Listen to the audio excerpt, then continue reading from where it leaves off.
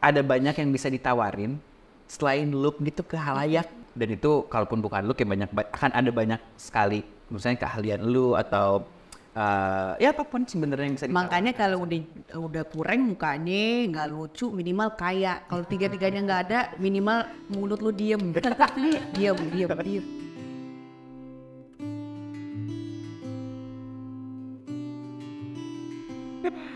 Halo, Sarah Tobing, sibuk, jadi kaya aja. Itu aja. Itu aja. Oke, nama gue Goofy. Kesibukan, mencari kesibukan sebenarnya karena kebanyakan gabut nggak sih, ngonten full sekarang. Pony, apa kesibukan? Sibuk slaying every time. Oh, siap. Halo. Dapon. Iya dapat. Bukan menyamar pensiunan ABRI. Oh. Dari aku atau dari Dapon? Dari aku. Oke, Alhamdulillah. boleh dong. Pilih salah satu. Dipuji cantik sama seisi dunia tapi dibilang jelek sama orang tersayang, atau dibilang jelek sama seisi dunia tapi dipuji cantik sama orang tersayang. Oke, gue duluan ya. Iya. Nah, kalau gue lebih dibilang jelek sama orang tersayang karena menurut gue dia orang yang paling jujur. Oh, Gitu. gue lebih senang dipuji sama orang, maksudnya dibilang cute, cakep sama orang yang sama orang yang sayang sama gue. Karena gue tahu selera dia niche banget tandanya. Dan gue pun sadar kayak I'm not for everyone. Jadinya gue merasa kayak kalau ada seseorang yang emang ngelihat gue sebagus itu di mata dia, tandanya kayak lo niche gitu. Funny gitu. Gue mendingan dibilang jelek sama seksi dunia tapi dipuji cantik sama orang tersayang. Kenapa teman-teman? Gue lebih value opini dia dibanding opini orang-orang yang gue barely kenal gitu. Kalau aku lebih memilih dipuji cantik sama seluruh orang di dunia ini daripada dan dibilang jelek sama orang yang gue sayang. Kenapa? Karena ketika satu dunia udah bilang gue cantik, terus ada orang yang sayang sama gue bilang gue jelek, bercanda pasti. Buta loh, nggak mungkin banget. Puji gue duluan. Iya betul. Gitu, thank you. Lanjut. Oh, dia yang ambil. Ini mau di-shuffle dulu maksudnya nih. Bisa. Pilih satu, jadi influencer atau kerja kantoran. Influencer aja deh. Kenapa gitu? Kan kita bekerja untuk diri kita sendiri. Kalau kita nggak bikin konten, itu tandanya kita nggak bekerja. Kalau kita nggak bekerja, kita nggak punya duit. Kalau nggak punya duit, Miskin. mungkin. Nice. Good. Gitu tuh. Nice answer. Nice answer. Answer is nice. Gue nggak terlalu nyaman lagi sama istilah influencer. Maunya apa? Content creator aja gitu. Karena gue nggak tahu gue nge-influence orang atau enggak yang jelas. Terus tapi kalau gue suruh milih, gue jadi content creator sih. Karena ternyata selama 7 tahun ngantor, ini yang gue pengen lakukan pada akhirnya. Wow. Gue pilih satu yang paling bikin insecure. Dibilang jadi orang kok pemalas atau mimpi lo ketinggian. Kalau gue sih yang lebih nyes di gue adalah kalau dibilang menjadi orang kok pemalas. Iya. Karena kayak, lo tau apa tentang gue gitu kan. Lo tuh cuma ngeliat dari luarnya, sedangkan gue udah gini. Mungkin ketika gue lagi lelah, kelihatannya kayak gitu. Nah itu doang. Jadi gue kayak, hello gitu. Gue kayak house validasi gitu. Gue insecure kalau dibilang mimpi gue ketinggian. Kenapa? Karena orang-orang di luar sana yang ngatain, Pon lu mimpi lo ketinggian Pon. Itu biasanya mereka orang-orang yang takut bermimpi. Karena mereka sekedar mimpi aja. Gak berani.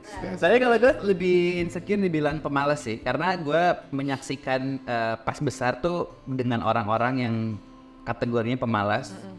Karena gue percaya kalau mimpi segede apapun bisa dilakukan asal tidak malas. Oh. Kalau gue gitu. Anu ya. Oke. Ceritain tentang insecurity terbesar kamu. Insecurity terbesar gue sebenarnya nggak jauh-jauh dari fisik sebenarnya.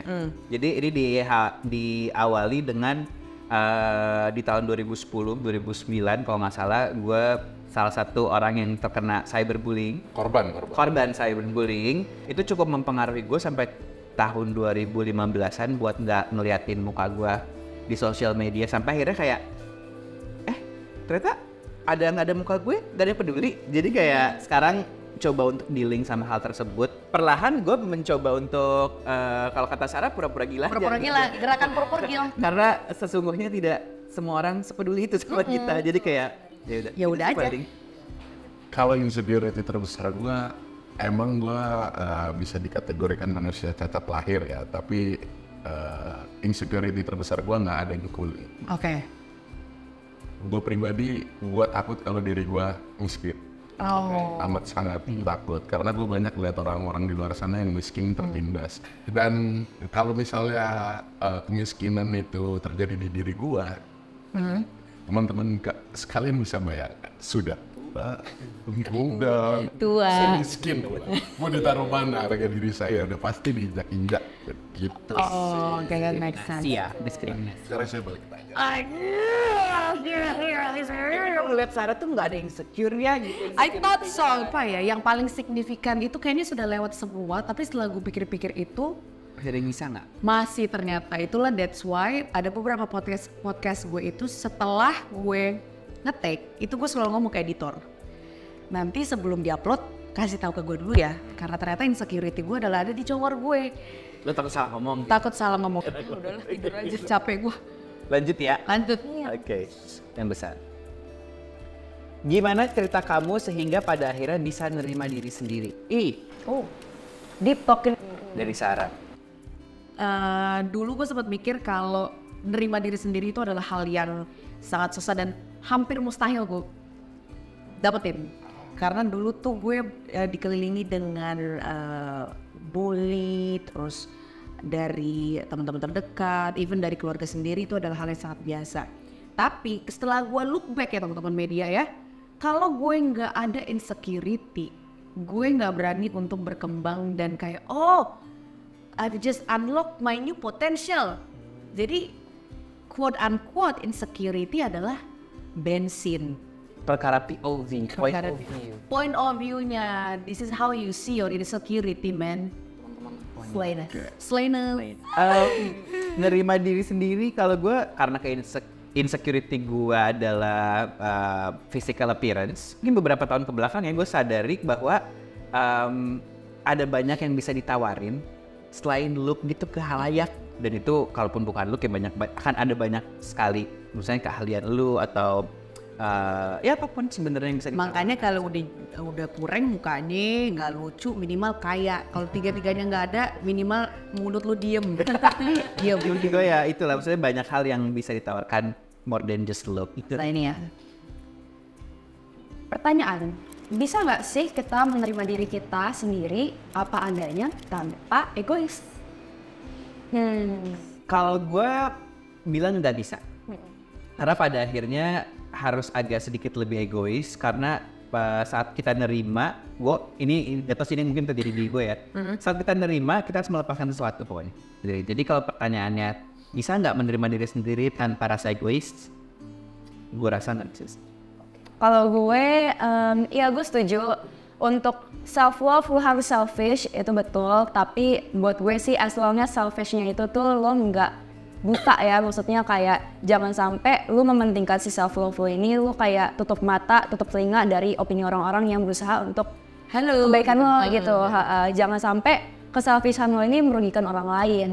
Oke, pertanyaannya, apa hal yang paling bikin bangga dari diri kamu? Beratnya. Aduh ini banget, takutnya agak Me gitu enggak. Kalau gue sebenarnya bisa membuktikan bahwa gue bisa melewati umur 20-an dengan sehat walafiat sih. Intinya sebenarnya yang bisa gue banggakan adalah di umur 20-an gue bisa kayak melewati itu ya gitu. Karena kadang nggak percaya kayak terpaan umur 20-an terlewati juga ya. Dan gue sangat bersyukur akan hal itu dan gue bangga sekali. Keren. Achievementnya gitu. Kalau dari diri gue sendiri, gue menurut gua nggak bisa menilai diri gua sendiri. Jadi gua pakai POV atau sudut pandang orang-orang lain yang bilang kalau katanya mental gua kuat, terus bisa bertahan hidup sampai Sekarang. usia sekarang. Oke, pertanyaan selanjutnya. Pernyataan. Self-approve itu overrated. Yes or no? Setuju atau tidak? Tidak. Self-approve itu malah underrated. Karena ternyata tidak semua orang bisa menerima dirinya mereka sendiri. Cuma satu itu. Segampang itu. Malah sekarang orang tuh lebih mengglorifikasi insecure. Jadi kadang-kadang insecure itu bukannya diperalat menjadi bensin supaya kita itu bertumbuh dan berkembang, menjadi salah satu hal yang diglorify dan dilebih-lebihkan. Kadang insecure itu rasanya kayak kita mencicipi micin. Kalau kebanyakan gak enak, kalau kekurangan teh juga tidak enak. Jadi takaran itu harus pas. Jadi teman-teman, Sasa mengajak kita untuk menjadi sosok micin self-approved generation. Disingkat MSG. MSG. Tuh. Thank you teman-teman. Kalau gua itu menganggap overrated karena banyak orang yang menerima diri sendiri, tapi hanya omong kosong. Pernyataan. Baru bisa menerima dan mencintai diri kalau kerja jadi influencer. Enggak. Gue udah lama banget menerima diri gue amat sangat berkelainan. Keren. Gitu, jadi nggak perlu jadi influencer. Kalau gue sendiri sih untuk self acceptance, lo harus jadi influencer dulu. Itu bakal, kalau lo mengamini itu bakal susah banget sih jalannya, karena kan gak semua orang satu passionnya influencer. Nice.